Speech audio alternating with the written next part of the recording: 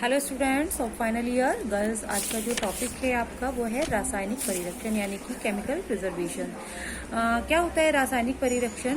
देखिए, रासायनिक परिरक्षण ऐसे पदार्थों को कहा जाता है जो भोजन में सूक्ष्म जीवों की उपस्थिति को रोकते हैं। ठीक है ना, यानी कि भोजन का संरक्षण कर उनको विकृतियों से बचाते हैं ताकि उनमें उपस्थित पौष्टिक तत्व नष्ट ना हो और विटामिन भी नष्ट ना हो। अब दूसरे शब्दों में हम रासायनिक परिरक्षण को ऐसे भी कह सकते हैं कि जो सूक्ष्म जीवों और एंजाइम्स की गतिविधियों के द्वारा होने वाले परिवर्तन, जैसे कि अम्लीयता है और आपका किण्वीकरण है और विघटन आदि की प्रक्रिया को रोकते हैं और साथ ही भोजन को सुसंरक्षण प्रदान करते हैं।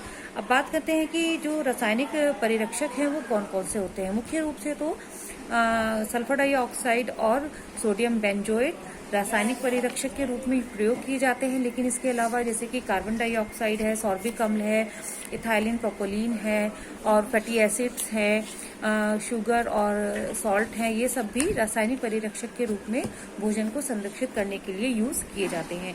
अब बात करते हैं हम सबसे पहले गर्ल्स कि सोडियम बेंजोएट। सोडियम बेंजोएट क्या होता है? सोडियम बेंजोएट बेंजोइक अम्ल की प्रजाति से बेंजोइक अम्ल का ही एक सॉल्ट होता है, यानी कि जो सोडियम बेंजोएट में परिरक्षक का गुण होता है वो उसके बेंजोइक अम्ल लवण के कारण ही उसमें होता है। अब बेंजोइक अम्ल क्या होता है? बेंजोइक अम्ल एक क्रॉनवारिस एक सरस फल जैसा होता है जिसके लवण और अम्ल परिरक्षक के रूप में प्रयोग किए जाते हैं। देखिए, सोडियम बेंजोएट होता है वो मेनली फ्रूट जूसेस हैं या पेय पदार्थों को संरक्षित करने के काम में आता है। अब इसकी जो मात्रा होती है वो केंद्रीय खाद्य जो तकनीकी अनुसंधान प्रयोगशाला है उसके द्वारा निर्धारित की गई थी कि जो सोडियम बेंजोएट की मात्रा है वो संरक्षण के लिए 750 मिलीग्राम पर केजी प्रोडक्ट के अनुसार मिलाई जाती है।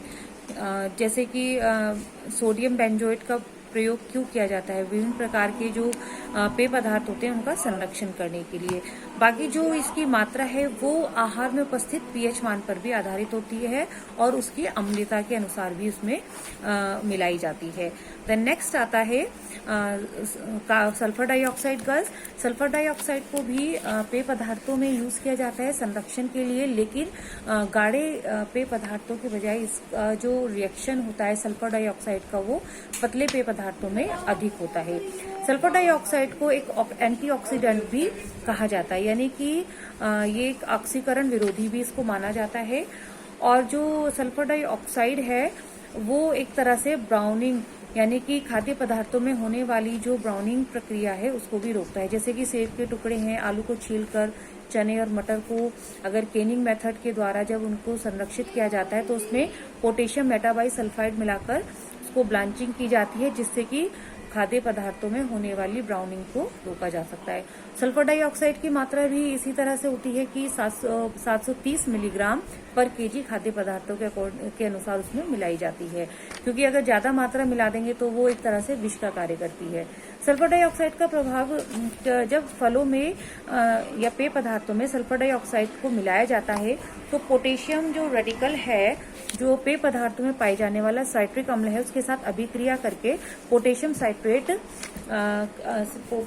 साइट्रेट का निर्माण करता है, जो SO2 और जल का जिससे SO2 और जल स्वतंत्र हो जाते हैं। जब SO2 और जल स्वतंत्र हो जाते हैं और फिर दोबारा से अभिक्रिया करके वो सल्फर डाइऑक्साइड का निर्माण करते हैं। और जो खाद्य पदार्थ होते हैं जब बोतलों में भरा जाता है तो उनके शीर्ष स्थानों पर सल्फर डाइऑक्साइड को भर दिया जाता है, जिससे कि उसमें जो संभावित जीवाणु होते हैं वो नष्ट हो जाते हैं और उनकी वृद्धि रुक जाती है और खाद्य पदार्थ जो होते हैं वो काफी लंबे समय तक के लिए संरक्षित हो जाते हैं।